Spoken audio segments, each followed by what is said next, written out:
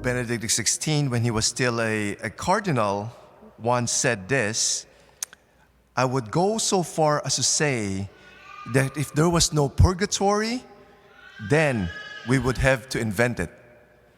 For who would dare say of himself that he was able to stand directly before God? If there's no purgatory, we need to invent it. And the Lord gave us the purgatory out of His great mercy. Because if there's no purgatory, I think most of us will not be able to go to heaven. Okay? In Revelation chapter 21, verse 27, it says, there's no unclean who will be able to go to heaven. We need to be purified. We need to be cleansed from our sins, from our attachments in this world and after we die. If the purification is not yet finished, we need to continue that in purgatory so that we will be able to go to heaven. And in purgatory, the feeling there is bitter-sweet. Bitter? Why bitter? Okay, because of this delayed, the enjoyment of heaven is being delayed. And it leads to spiritual agony. St. Thomas Aquinas once said, the more one longs for a thing, the more painful does deprivation of it come. And because after this life, the desire for God, the supreme good, is intense in the souls of the just, because this impetus toward Him is not hampered by the weight of the body and that of time, of enjoyment, of the perfect good would have come. Had there been no obstacle, the soul suffers enormously from the delay. The delay of the enjoyment of heaven leads to spiritual agony. That's the bitter part. Now, the sweet part is that St. Catherine of Genoa once wrote, apart from the happiness of the saints in heaven, I think there is no joy comparable to that of the souls in purgatory. As sometimes we think purgatory is just a one step short of hell or one step short of damnation. Okay, and we think that purgatory is an antechamber of hell. But no, purgatory, we should look at purgatory as a waiting room for heaven. Okay? And the process where we undergo the final cleaning up in order to appear before the holy God. That's why when you're being purified, you know that you're getting ready. And the more that you're getting ready, you experience that joy. That's why I call it's bittersweet.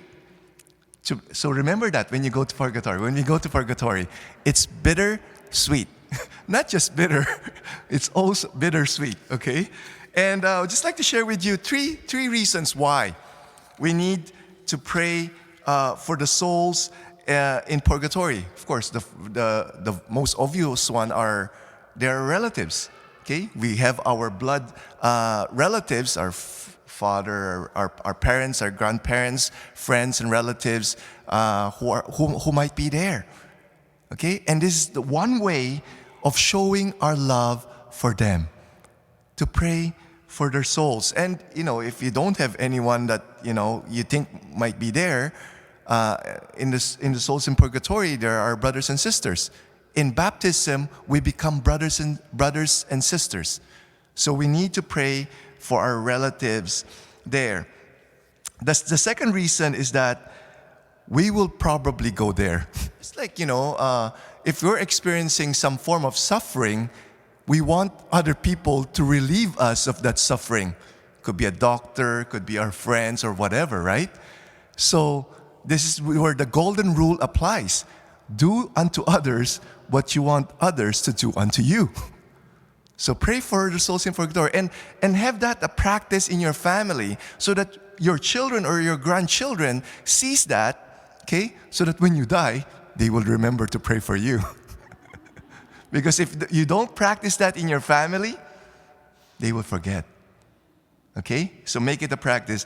The third reason why we need to pray for the souls in for purgatory is that the joy The joy that we will experience when we enter heaven. When we will see these strangers coming to us and thanking us. You see the joy in them, thanking us for our prayers. And who are these? These are the souls in purgatory that we've prayed for. Archbishop Fulton Sheen once said, as we enter heaven, we will see them. So many of them coming towards us and thanking us. We will ask who they are, and they will say, a poor soul you prayed for in purgatory. Okay? So, they're relatives. Okay? We might be there. And the joy that we will experience as we enter heaven. And so let's say a short prayer right now for all the in purgatory. Eternal rest grant unto them, O Lord, and let perpetual light shine upon them. May they rest in peace.